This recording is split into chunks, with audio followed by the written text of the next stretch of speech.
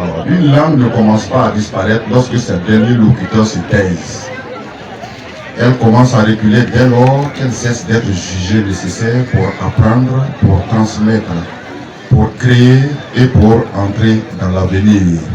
En ce qui concerne les enjeux de la mondialisation sur les langues, que devient une langue africaine lorsque le monde contemporain redéfinit sans cesse les lieux du prestige, de l'utilité, de la visibilité et du pouvoir?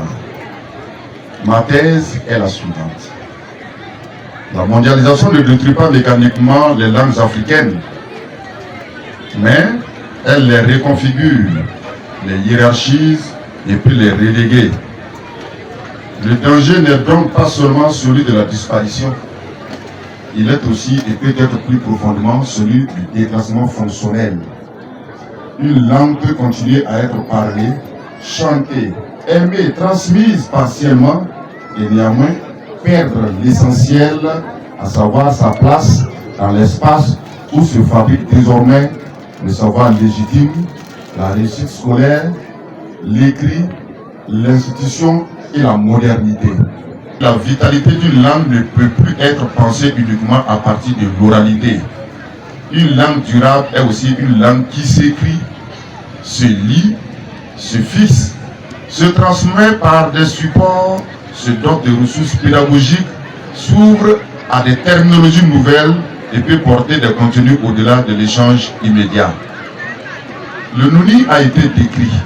Nous avons le Nouni du Sud, vers Léo, beaucoup d'auteurs se sont penchés là-dessus. Le Nouni central, le docteur Névier Denis, que vous connaissez bien, a passé toute sa vie à se pencher sur cette langue. Le Nouni du Nord, celui qui est parlé ici à Tchiriba et les villages environnants, les documents se trouvent à la bibliothèque dans mon mémoire de maîtrise. Cependant, aujourd'hui, quand on jette un coup d'œil sur les écoles bilingues dans les zones uniformes, qu'est-ce que nous voyons? On impose le moré aux enfants mouna. Pourtant, cette langue est écrite sur tous les plans, phonologique, phonétique, lexical, grammatical. Qu'est-ce qui l'empêche donc d'assumer cette fonction de littératie, d'être introduite à l'école et d'évoluer comme toutes les autres langues qui refusent de mourir? Les corpus, les systèmes de traduction et les environnements d'intelligence artificielle. Une langue absente de ces espaces n'est pas seulement moins visible, elle risque de devenir moins opérante dans les nouveaux régimes d'accès au savoir, de circulation et l'information, de présence au monde. Et c'est peut-être ici que se joue pour le Nouni l'un des défis les plus décisifs. Demeurer une langue de communauté sans cesser d'aspirer à devenir aussi une langue de visibilité contemporaine. À nous de choisir. Les langues fortement institutionnalisées gagnent en valeur d'usage, tandis que les langues africaines risquent d'être confinées à des sphères jugées moins stratégiques. C'est exactement ce à quoi nous sommes confrontés ici, quand on va parler à la fois du Nouni et de la langue française. Même nous, locuteurs natifs de la langue, pensons que le français est supérieur à notre langue. Et pourquoi? Simplement, on nous dira qu'il n'y a pas de concours lancé en Nouni. On ne peut pas occuper un emploi rémunéré à la fonction publique avec le Nouni.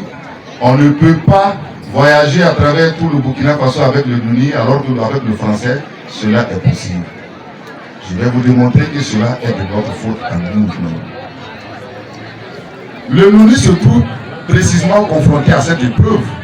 Il demeure langue de socialisation, langue de proximité, langue d'enracinement. Mais si, dans les représentations sociales, il cesse d'être perçu comme une langue capable d'ouvrir des possibles, alors son statut s'affaiblit. Or, c'est là le cœur du problème humain. Une langue ne recule pas seulement quand on la combat. Elle recule aussi lorsqu'on ne lui confie pas de fonctions décisives. Ces fonctions, c'est ce que je venais tout à l'heure de vous citer. Le véritable problème n'est donc pas uniquement celui de la survie, mais du statut. Cette distinction est très essentielle et nous verrons cela par la suite. Car une langue peut survivre biologiquement sans survivre pleinement socialement. Elle peut demeurer présente dans la parole ordinaire tout en étant absente des lieux qui organisent l'avenir. Elle peut être respectée comme héritage sans être reconnue comme ressource. Elle peut être célébrée comme identité sans être investie comme puissance. Le deuxième enjeu, c'est celui de la transmission intergénérationnelle. Une langue vit véritablement lorsqu'elle est transmise comme langue normale de relation, d'autorité, d'explication, de narration et d'apprentissage. Mais convenez avec moi que cette transmission dépend aussi des représentations que les locuteurs se font de l'avenir de leur propre langue.